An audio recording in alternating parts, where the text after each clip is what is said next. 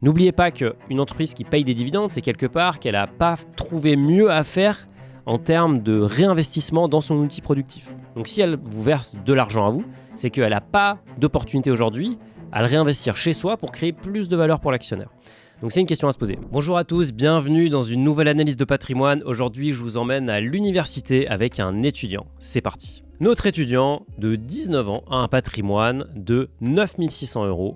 À 19 ans, franchement, c'est déjà admirable. Donc bravo, déjà. Donc 49% d'actions et de fonds, 40% de crypto, 11% de livret et le reste, on ne sait pas ce que c'est, peut-être des comptes bancaires. Étudiant donc de 19 ans en économie-gestion, j'ai un job étudiant qui me rapporte un salaire d'au moins 600 € par mois et qui peut me rapporter jusqu'à 1 600 € par mois selon mes disponibilités. Je suis vraiment passionné par les finances personnelles, l'analyse des entreprises, des projets, etc. Ok, donc là, je sens déjà qu'on est plutôt sur quelqu'un qui veut faire du stock picking, c'est-à-dire qu'il va aller sélectionner des valeurs plutôt que quelqu'un qui est passif, et donc qui va plutôt faire de l'ETF. Objectif, atteindre la liberté financière le plus rapidement possible avec un objectif d'environ 2500 à 3000 € par mois. Alors là, je vous vois déjà arriver dans les commentaires à me dire « mais attendez, il n'a même pas commencé à travailler, qui veut déjà ne plus travailler ». Bah oui, c'est générationnel. Je pense que la liberté financière, c'est pas forcément arrêter de travailler, mais c'est plutôt avoir le choix de faire ce qu'on veut. D'ailleurs, dites-moi dans les commentaires quelle est votre définition de la liberté financière. Il nous a partagé son cash flow qu'on va regarder tout de suite. Je rappelle que le simulateur il est disponible gratuitement, je vous mets le lien dans la description et vous pouvez aller construire votre propre cash flow. Et donc ici, notre étudiant, 600 €, il est parti d'un bon cas, c'est-à-dire le cas de base, 600 € de salaire et 35 € d'argent de poche. Ça nous fait un budget global de 635 €. Et là, on voit qu'il a un taux d'épargne monstrueux à 71%, quasiment 72%. Et franchement, bravo.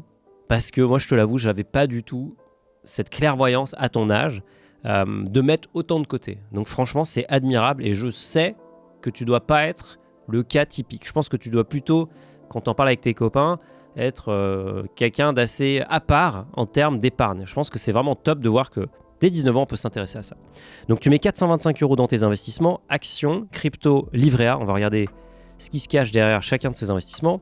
Ensuite, tu as la vie quotidienne, petit peu de restaurant, la consommation courante, des sorties, 19 € de sortie, un petit budget. Et ensuite, quelques abonnements, Spotify, probablement un abonnement Basic Fit et Finari Plus, évidemment. Les 3 basiques. Voilà. Si vous avez ça, vous êtes en bonne santé physique, vous écoutez de la bonne musique et en plus, vous gérez vos finances. Du coup, on voit que tu es au max. Ce qui est intéressant là, c'est qu'effectivement, quand tu es à 1 600 € par mois, un mois où tu vas beaucoup travailler, donc typiquement pendant les mois d'été, j'imagine, quand tu travailles pas, quand tu n'es pas à la fac, et bah, ça va te faire une énorme capacité d'investissement. Un mois habituel, tu vas plutôt être à 400 €, mais bon, c'est déjà pas mal du tout. Livret d'épargne, matelas de sécurité de 6 mois que je renforce au cas où je quitte la maison familiale. Bah oui, vous l'avez vu, il n'y a pas de loyer ici, évidemment, c'est parce que notre étudiant vit chez ses parents. D'ailleurs, c'est une façon aussi assez simple d'augmenter son taux d'épargne, c'est de vivre chez ses parents. Il y avait pas mal d'Américains pendant le Covid qui sont retournés vivre chez maman-papa pour vraiment maximiser leurs investissements et minimiser surtout leurs frais, leurs coûts de vie et finalement pouvoir se mettre indépendant. Actions, stock picking sur les actions à dividendes croissants, PEA, CTO, donc compte titre ordinaire. Je quitte de Giro pour IBKR, Interactive Broker, car les frais sont moins chers en DCA. On va regarder ça. Crypto, Bitcoin, Ethereum, altcoin en DCA aussi. Ok. J'aimerais essayer de lancer un business en ligne ou investir en immobilier pour le levier, mais par manque de temps et de connaissances, je me concentre sur les actions crypto. Alors je t'arrête tout de suite. Tu peux pas faire de l'immobilier parce que tu n'as pas de CDI, pour l'instant. En tout cas, une banque qui prêterait à un étudiant avec 9 000 € de patrimoine, ça serait quand même du jamais vu. Peut-être si tu as un passif familial qui permet de... Mais sinon, je vois pas trop de possibilités. Donc moi, j'oublierai l'idée pour l'instant et j'attendrai d'avoir un CDI pour remettre le sujet sur la table. Lancer un business, ça c'est carrément une possibilité. Aujourd'hui, vous pouvez tous créer des business en ligne. Si vous avez des connaissances, vous pouvez les vendre, vous pouvez les monétiser, vous pouvez créer des produits. Il y a plein de choses à faire. Maintenant, ne tombez pas dans le piège du dropshipping ou des autres gains rapides qu'on vous vend sur Instagram. Un bon business, ça prend du temps, ça se construit, mais ça n'a jamais été aussi simple de vendre quelque chose.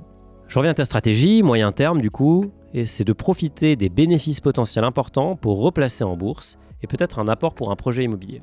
C'est vrai que d'ici 2 à 5 ans, on peut estimer que tu auras 24-25 ans, tu auras peut-être signé ton premier CDI et donc potentiellement la possibilité de faire un crédit.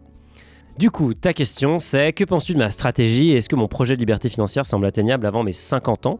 Je sais que tu vas te fâcher parce que je fais du stock picking et pas d'ETF. Alors non, je vais pas me fâcher parce que voilà, je vois souvent dans les commentaires des gens qui disent mais ils nous parlent tout le temps des ETF. C'est vrai que je suis convaincu. Mais franchement, aujourd'hui, on va prendre le temps de regarder les actions que tu as en portefeuille pour comprendre pourquoi elles peuvent être intéressantes. Et surtout, répondre à ta question. Du coup, ton patrimoine. En ce moment, l'équipe et moi, on est à fond pour vous offrir les meilleurs contenus financiers, des talks, des analyses de patrimoine, des actualités. Bref, on est vraiment au four et au moulin. Et j'ai un service à vous demander. Ce serait top si vous pouviez vous abonner à la chaîne et activer la cloche pour qu'on puisse faire exploser le nombre d'abonnés et être encore plus nombreux à se former à la finance et à devenir financièrement indépendant. Allez, on retourne à la vidéo. Du coup, on passe à ton patrimoine. 9400 €, vous reconnaissez déjà. Bon là, c'est Finari, évidemment, pas de surprise. On regarde ton portefeuille et on voit que c'est assez bien équilibré quand même entre crypto, actions, livrets, mais que tu as progressivement en fait désinvesti de tes livrets. Là, on voit que tu avais 3600 € et que tu as augmenté en fait ta part en actions et en crypto. Donc probablement, tu es venu alimenter ton DCA, le fait d'investir régulièrement. Donc qu'est-ce que tu as dans tes actions? Je rappelle que tu es sur une stratégie de dividende, 4700 € d'actions. Donc déjà, tu es très exposé à Amérique, un petit peu France. Alors c'est Amérique ou France. C'est vrai que bon, voilà, si on allait dans un autre pays, on aurait probablement le pays local plus les États-Unis. Donc c'est toujours un peu pareil. Forcément, ça, il n'y a pas de surprise. Si on regarde les secteurs, bon, tu es plutôt dans l'industrie, la santé, peu de tech. C'est assez intéressant, ça c'est plutôt rare. Mais forcément, vu que tu es sur des dividendes, les entreprises tech versent rarement ou peu de dividendes. Apple verse un dividende, Microsoft aussi d'ailleurs. Mais c'est vrai qu'elles préfèrent réinvestir dans leur outil productif pour générer plus de valeur via l'augmentation du prix de l'action. Les entreprises qui versent des dividendes, c'est plutôt des entreprises qui sont matures et qui vont avoir du cash en surplus et donc qui préfèrent rémunérer leurs actionnaires pour le fait de les soutenir. On passe aux actifs. Donc tu as compte titre, plan d'épargne en action et un brokerage, c'est un autre compte titre. Si je prends ton DeGiro qui est le premier, je vois que tu as pas mal de titres. Donc là, ce qui est bien déjà de prime abord, c'est que je ne vois aucun titre européen, normalement ça se vérifie, voilà. Tu n'as aucun titre européen sur le compte titre. Donc ça c'est bien parce que évidemment si tu avais un titre européen sur le compte titre, ce serait un manque à gagner puisque tu pourrais le loger sur ton PEA et donc ne pas payer d'impôt sur la plus-value le jour où tu le vends et si ton PEA remplit la condition des 5 ans d'ancienneté. En tout cas toi tu as ça c'est top. Par contre tu parlais des dividendes et donc là on voit effectivement tu as un rendement assez sympa, franchement tu as 5,74% de yield sur les entreprises qui te versent un dividende, soit 134 € par an. On voit qu'il y en a pas mal. Avec Finari, on projette ça. Maintenant, ce qu'il faut bien avoir en tête, c'est que là, par exemple, on voit que le prochain dividende qui va être payé, c'est Community Trust, qui va payer ça le 1er janvier. Ils vont verser 3,68 $, soit 3,35 €. Il va y avoir un frottement fiscal. Nous, ce qu'on t'affiche ici, c'est le dividende brut. Mais toi, ce que tu vas toucher, c'est le net. Mais en tout cas, tu vas devoir déclarer ça. Ou même, c'est tes parents qui vont probablement devoir déclarer ça sur leur feuille d'imposition. Ce que je veux dire par là, c'est que le dividende, c'est bien, mais n'oubliez pas qu'il y a un frottement à la sortie puisqu'on paye la flat tax, le fameux PFU, ou les 30%, sur tous les montants versés. Donc il y a un moyen de le contourner, ça. C'est tout simplement d'investir dans des fonds qui vont investir spécifiquement dans les entreprises à dividendes et qui vont accumuler les dividendes et non pas les distribuer. Et donc je suis allé voir. Donc évidemment, je vais sortir mes ETF. Mais en soi, un fonds actif pourrait très bien faire ça aussi, c'est juste que ce serait plus cher. Là, on voit qu'en fait, il y a plusieurs fonds, notamment ici, il y a le Vanguard All World High Dividends Yield qui a un encours significatif, plus de 500 millions €, 29 points de base, soit 0,29% de frais de gestion par an.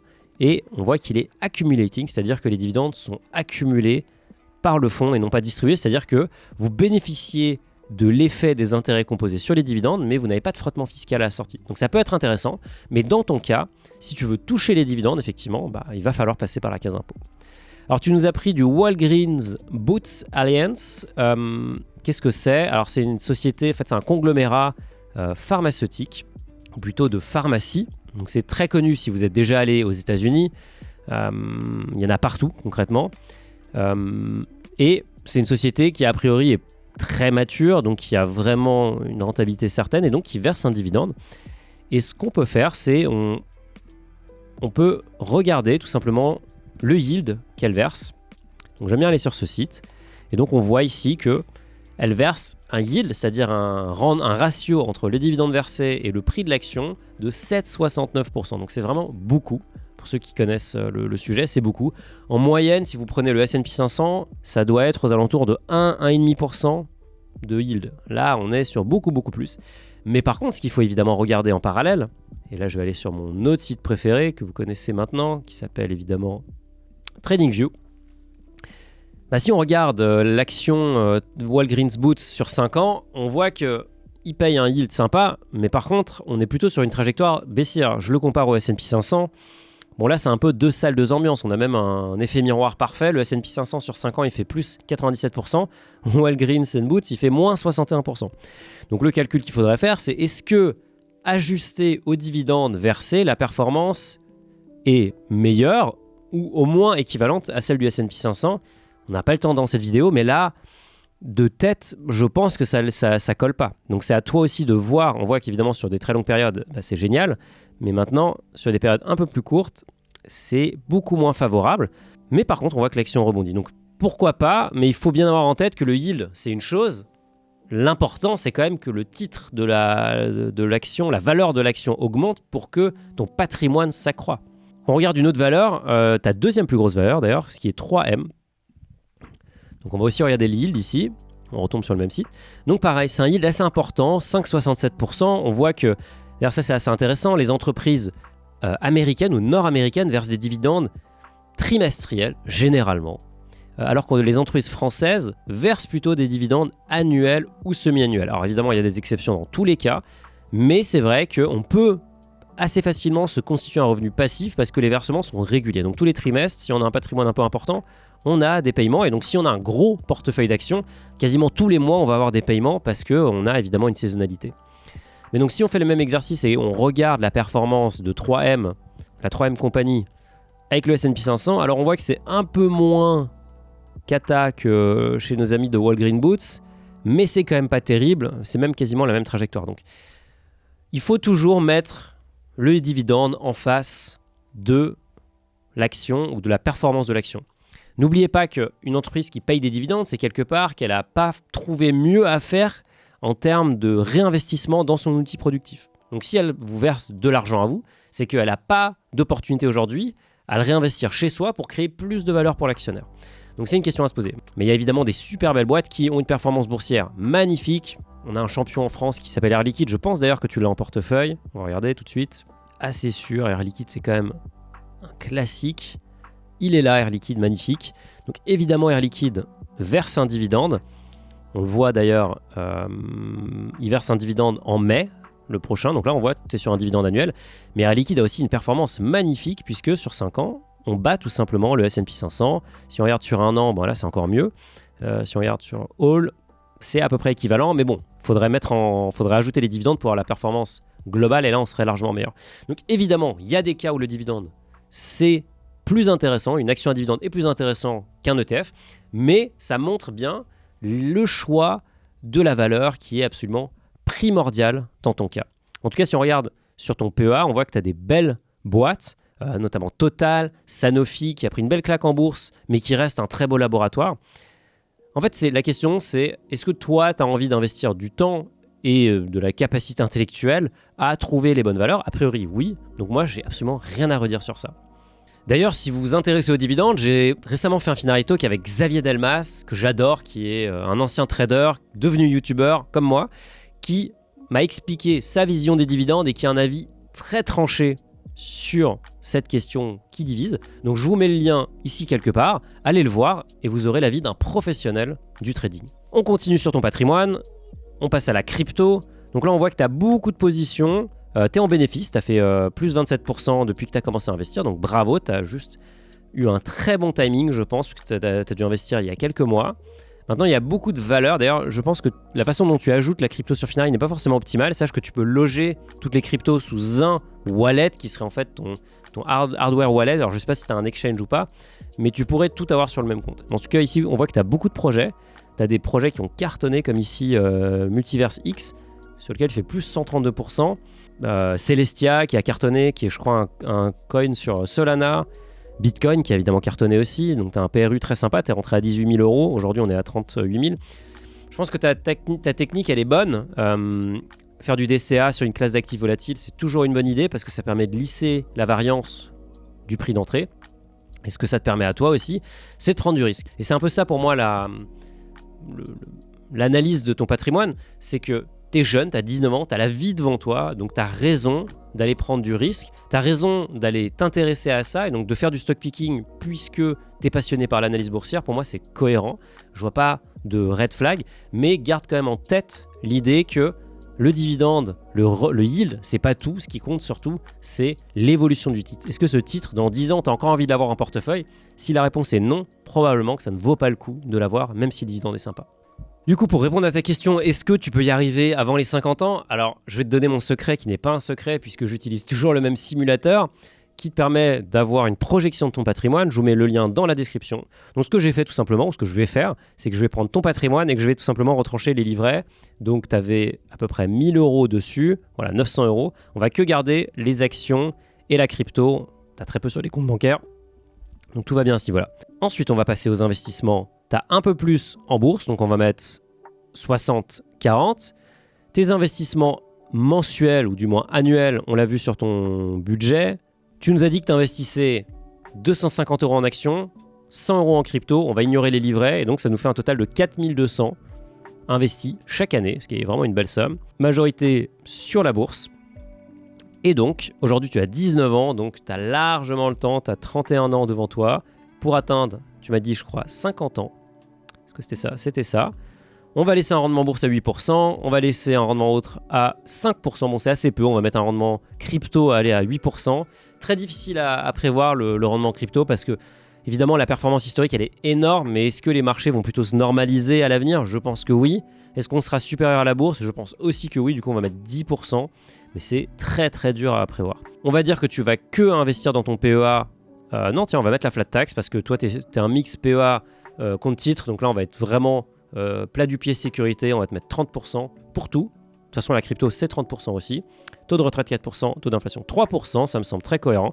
Et donc, tu atteindrais 1000 € par mois de revenus passifs, c'est-à-dire que tu pourrais retirer ce montant de ton capital avec un taux de retrait relativement safe. Si tu veux être encore plus safe, tu peux aller à 3% parce que on peut dire que à l'avenir, les marchés vont moins augmenter. Mais ça, tu vois, ça te mettrait déjà beaucoup moins, à 771 €. En tout cas, tu aurais un capital de 308 000 €. Et c'est ça qu'il faut retenir dans ton cas, c'est que tu pars de 8 500 €, tu investis pendant 31 ans, tu es à 300 000 €, c'est énorme.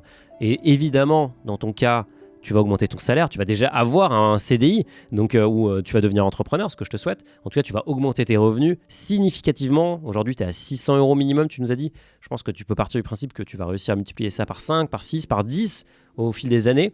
Et donc, tu vas aussi pouvoir investir plus, tu as déjà le bon réflexe. Donc, est-ce que tu atteindras ton objectif de liberté financière qui était de 2500 à 3000 € par mois?